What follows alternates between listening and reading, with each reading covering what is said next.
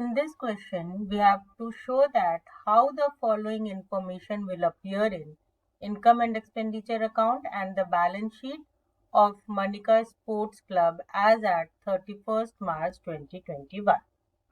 The given information is opening balance of general fund, 8% general fund investment as at 1st April 2020. ये general fund investment opening date पे है और rate of interest कितना है 8%. That means इसका जो annual interest होना चाहिए वो होना चाहिए 30 लाख का 8% which will be equal to 2,40,000. लेकिन हमें इंटरेस्ट ऑन जनरल फंड मिला कितना है, सिर्फ 1 लाख. तो अगर इसमें से 1 लाख मिल गया है दैट मीन्स 1,40,000 जो है वो अक्रूड है, ड्यू है, बट अभी तक हमने रिसीव नहीं किया है in respect of general fund investment. उसके बाद हमें बता रहा है टूर्नामेंट फंड का opening balance 7% tournament fund investment जो 15 लाख की है. तो इस पे जो हमारा इंटरेस्ट बनेगा इस इन्वेस्टमेंट पे वो बनेगा 15 lakh multiplied by 7% which will be 1,05,000. इस पे जो हमें इंटरेस्ट मिला है दैट इज ऑफ 70,000. तो 70,000 अगर हम इसमें से सब्ट्रैक्ट कर दें जो इंटरेस्ट हमें मिल गया दैट मीन्स 35,000 का इंटरेस्ट नहीं मिला है, यानी वो हमारा अक्रूड इंटरेस्ट है, ड्यू हो गया है बट रिसीव नहीं हुआ है. टूर्नामेंट एक्सपेंस गिवन है वो फंड के अगेंस्ट ही ट्रीट किए जाएंगे. Proceeds from sale of tournament ticket given है. Donation receive for tournament given है.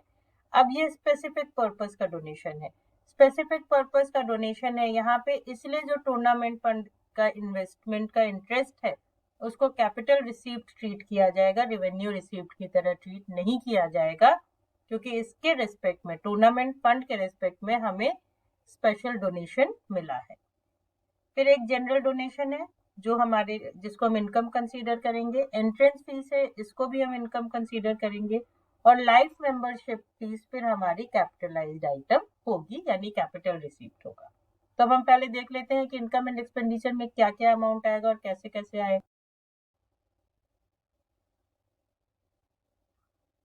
ये हमारा इनकम एंड एक्सपेंडिचर अकाउंट है. ये हमारी डेबिट साइड है जिधर सारे एक्सपेंसेस आएंगे, ये हमारी क्रेडिट साइड है जिधर सारी इनकम्स आएंगे. तो हम पहले क्रेडिट साइड में एंट्री कर देते हैं. तो सबसे पहले जो हमने जनरल डोनेशन रिसीव किया था वो जनरल डोनेशन आ जाएगा हमारा 5 लाख का. जो हमने एंट्रेंस फीस रिसीव की थी वो एंट्रेंस फीस आ जाएगी हमारी 1,50,000 की.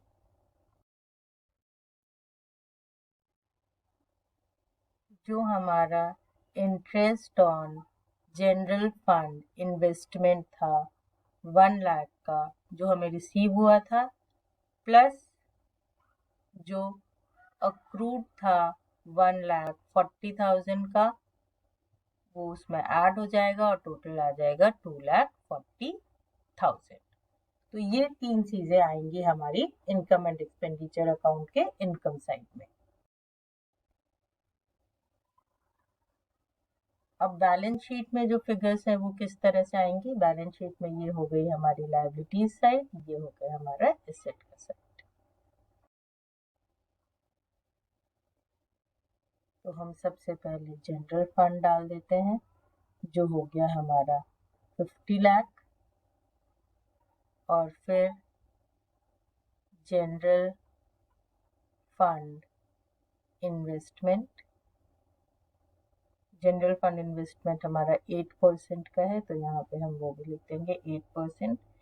ये हमारा हो गया 30 लाख और इस पे जो इंटरेस्ट अक्रूड था, accrued interest on general fund investment 1,40,000 का वो भी इधर आ जाएगा।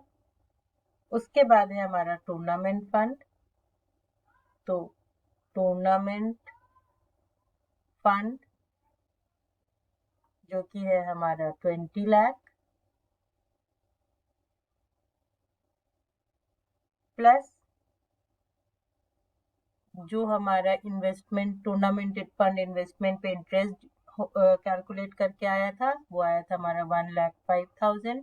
इसमें जो रिसीव हो गया वो भी इंक्लूडेड है और जो अक्रूड है वो भी इंक्लूडेड है, प्लस सेल ऑफ टिकट से जो पैसा आया, तो सेल ऑफ टिकट से हमारा आया 3,10,000